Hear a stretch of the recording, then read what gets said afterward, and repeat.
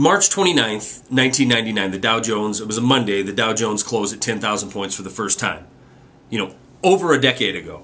And we flash forward to 2009, it closes at 6,000 and change. We flash forward to 2011, and we're sitting roughly at 12,000 points on the Dow Jones. So we can look at the last decade and say it's been roughly a wash as far as the Dow Jones Industrial Average is concerned. Even though, in order to get this, we've had to change the mix-up of these 30 companies that make up the Dow. But nevertheless, this is the metric everybody wants to judge the economy by. And in fact, this is the metric that the people in Congress want you to be focused on when they brought Heather Boushey, an economist, before them today to testify what would happen if we didn't raise our national credit card limit. Now, I'm going to talk about three different stories here. One of them, this first one, the debt limit fear, these terrorist tactics that are being used to convince you that this is the right thing to do. This story was sent to me by a listener of the radio program in this channel, and the other two I have up at my website. This story, this Heather Boushey, who seems to be nothing more than an academic. After getting her PhD,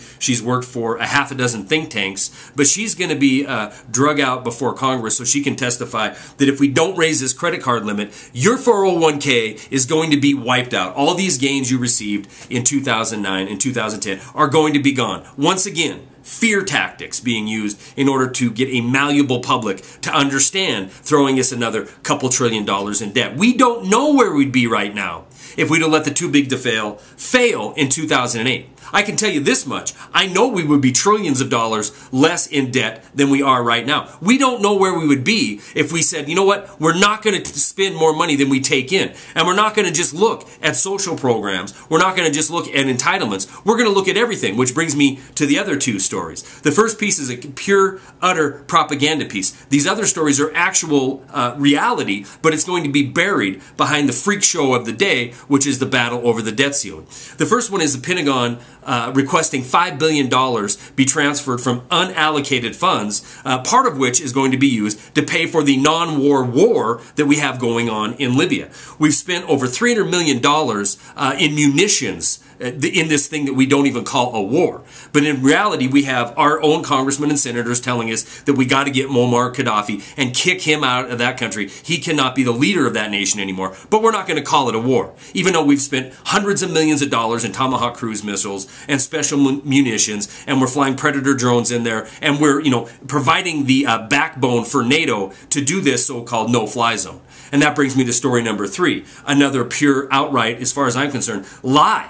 NATO comes out today saying they're not helping the rebels. They're not trying to bomb Libya in order to get the rebels in control and power in that nation. But in fact, all we have to do is listen to our own leadership. They're the ones telling us Muammar Gaddafi has got to go. Again, I'm going to say this, and I've talked about it in videos in the past. I could care less about Muammar Gaddafi. I could care less about what he's done in the past. This is what I do know. We've spent millions of dollars keeping him in power ever since he became a partner on the war on terror. There is a reason the power elite want him out of there. That is why we're spending hundreds of millions of dollars, and the Pentagon is requesting $5 billion more in unallocated funds to fight a war that isn't a war, so we can get this leader that we're not trying to get.